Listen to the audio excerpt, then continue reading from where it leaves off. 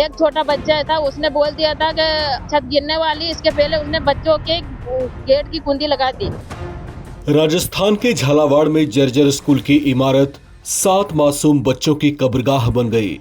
मरने वाले इन 7 बच्चों में से एक कार्तिक भी था, जो उस दिन अपना छोटा सा बस्ता लेकर हल्की हल्की बूंदाबांदी में स्कूल में पढ़ने पहुंचा था।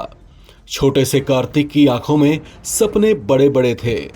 कार्तिक पुलिस बनना चाहता था, लेकिन वो सपना संजोए उसने अपनी आंखें हमेशा के लिए मूंद ली। कार्तिक झालावाड़ जिले के पीपल लोधी गांव का रहने वाला था और अपनी 4 बहनों का अकेला भाई था। घर के इस लाडले बच्चे पर सब अपनी जान बिखेरा करते थे। उसे कोई खरोंच ना आ जाए, इसलिए चारों बहनें उसका हमेशा ख्याल रखा करती थीं। लेकिन उन्हें क्या मालूम था कि कार्तिक उन्हें ऐसे छोड़ जाएगा। पीपलोदी गांव में जब मासूम कार्तिक की अर्थी पहुंची तो पूरा गांव बहनों की चीखों और उनके विलाप से गूंज उठा। वो बस रो रो कर यही कहे जा रही थीं कि अब किसकी कलाई पर राखी बांधेंगी। उनके इस विलाप से गांव में हर किसी का दिल पसीज गया। कार्तिक को आखिरी बार विदा करने पहुंचे लोग बिलख बिलख कर रो दिए। रक्षाबंधन के ठीक 15 दिन पहले उनका कार्तिक हमेशा के लिए उनसे विदा हो गया। घर के जिस आंगन में वो खेला करता था, वहां उसकी अर्थी पड़ी थी।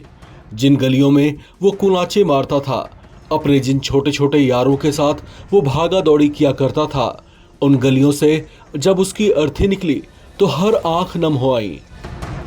8 वर्षीय कार्तिक के पिता हरकचंद लोधा सदमे में हैं।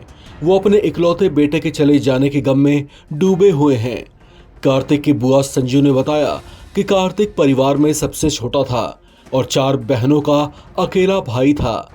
झालावाड़ के जिस स्कूल में ये हादसा हुआ, उसी स्कूल में उसकी 2 बड़ी बहनें मनीषा 6ठी क्लास जबकि आरती 7वीं क्लास में पढ़ा करती थीं। उन दोनों को भी चोटें आई हैं, जबकि उसकी 2 अन्य बहनें आवल हेड़ा के स्कूल में पढ़ाई करती हैं। अपने लाडले भाई की मौत से वो विहल हो उठी हैं। भाई की अर्थी देखकर वो बस यही कहे जा रही थीं कि वो अब किसकी कलाई में राखी बांधेंगी। इस हादसे को लेकर स्कूल की कुछ छात्राओं ने बताया कि जब उन्होंने क्लास के बाहर खड़े अपने टीचर को बताया कि क्लास की छत से कंकड़ गिर रहे हैं, तो उन्होंने उनको डांटकर वापस क्लास में भगा दिया। जबकि ग्रामीणों का आरोप है कि स्कूल की बिल्डिंग लंबे समय से जर्जर थी। ऐसे में वहां हमेशा किसी बड़े हादसे का अंदेशा बना रहता था। जबकि इस संभावित खतरे को लेकर कई बार स्कूल के शिक्षकों से शिकायत भी की गई थी, लेकिन उन्होंने उस पर कोई खास ध्यान नहीं दिया। ग्रामीणों का आरोप है कि अगर समय रहते उनकी बातों को गंभीरता से लिया जाता तो शायद ये हादसा टाला जा सकता था। इस हादसे पर कांग्रेस नेता राहुल गांधी ने भी शोक जताया है। विपक्ष अब इस हादसे को लेकर सरकार पर सवाल खड़े कर रहा है। तंज कसे जा रहे हैं और एक दूसरे पर आरोप प्रत्यारोप भी लगाए जा रहे हैं। कार्रवाई के नाम पर स्कूल के कुछ शिक्षकों को निलंबित भी किया गया है, लेकिन स्कूल की जर्जर हो चुकी इमारत पर किसी जवाबदेह अधिकारी का ध्यान क्यों नहीं गया? जबकि सवाल उन नेताओं से भी है जो रैलियां करते फिरते हैं। क्या उन्हें स्कूल की इस खंडहरनुमा इमारत की कोई चिंता नहीं हुई? क्या उन्हें खतरे का एहसास नहीं हुआ?